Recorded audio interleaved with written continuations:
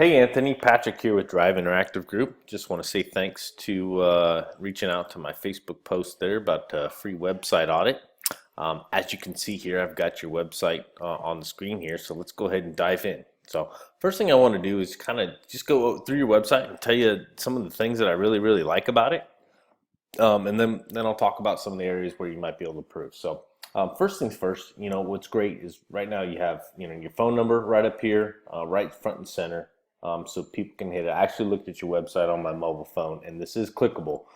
It doesn't show that it is from a desktop version, but it is from a mobile, so that's good because you always want to be able to have some. When somebody comes to your website, you want them to be able to essentially just reach out to you, whether it's by phone, filling out a contact form, or an email. So next thing you have a great thing here where you can always begin to design your own. You have pictures of your truck here, and I think that's fantastic. You've got some good content. You talk about being open 24/7, 365, which is awesome. You talk about the different types of doors and things that you do. You have a contact form, which is right front and center as well, so that's great. And then it looks like you have a coupon page that you have access to. And then down here, in your footer, you got your copyright, great. You got a site map right here, which is good.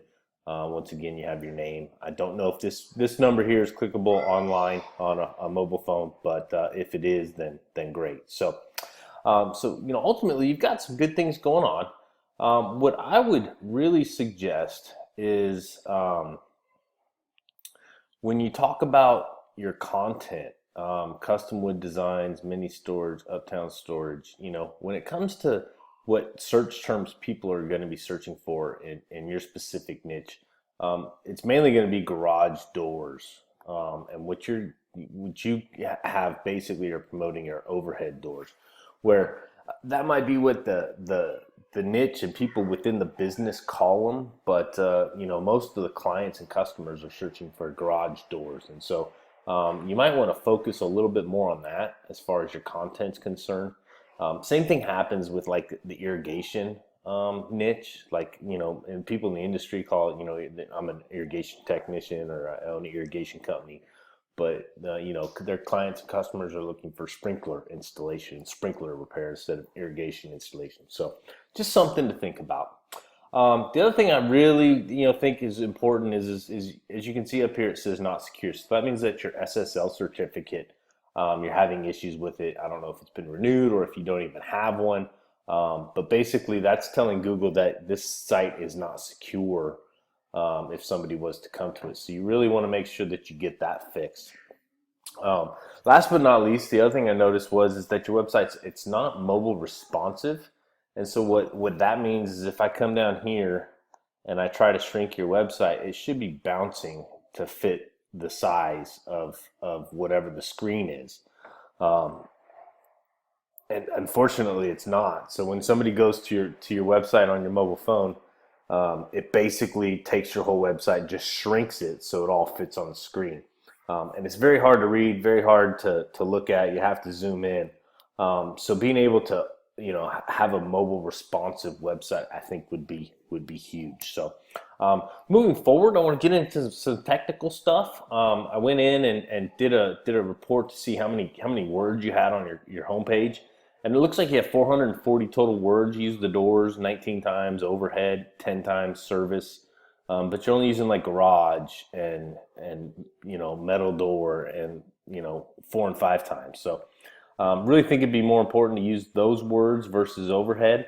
The second thing too is most of our clients who are in the service contractor business, at least the ones that are on page one, most of them have typically anywhere between 1,500 and 2,000 words of content on their home pages. And the reason why this is Google knows and understands that content is king as far as ranking is concerned, and we realize that. So by putting that much content in, it allows us to utilize and make sure that we have all of our keywords that we want to rank for in that content. So that's something to think about as well. So second thing I did was I ran a report here kind of just to see what your website is telling the search engines. So your title tag here and your meta description. Your title tag basically tells Google what your entire website is about.